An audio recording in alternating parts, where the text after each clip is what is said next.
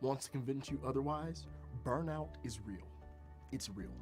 And many times, because we don't know how to process burnout, or we're discouraged from expressing that bottled up burnout or that emptiness, it can translate as depression or irritation and even a disheartened spirit. For me, burnout was overwhelming. Over a decade ago, I was working in ministry as a youth pastor and a media director at the same time. It's not wise. But man, I tell you, the toll of the endless cycle of needing to be creative, but within the confines of the church's brand, tradition, and the lack of priorities of projects from being communicated, all of that was spinning out of control. It had me just rolling out of control. And I had to come to terms. I realized I didn't hate the kids I was serving. I didn't hate the moves of God that were taking place in the ministry, but boy, did I hate how I felt dreading Sunday. Even starting Friday night, like I could be at a football game and be dreading Sunday because I didn't have a proper outlet. I ended up as a prisoner to what I thought was my passion. How often have you just been burnt out?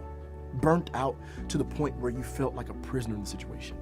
Like every waking moment reminded you of your incompetence, your inadequacy. It starts to feel rocky. It starts to feel rough. It feels like torment.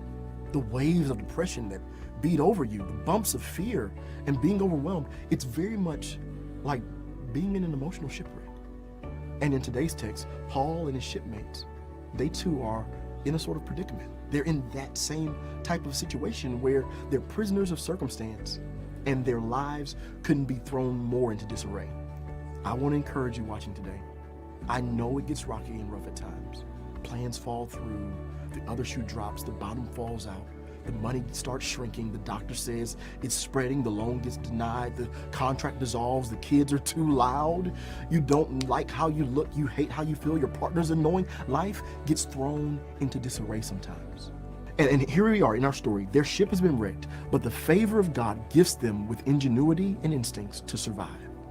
Your resources may deplete, but be resolved. You have to be resolved. Your health may be challenged, but you've got to be resolved. Your company may be stagnant, but you've got to remain resolved. Sometimes you got to get creative. Your resources may be limited, but your resilience is unlimited. You're a child of God. You have power within you to change your perspective.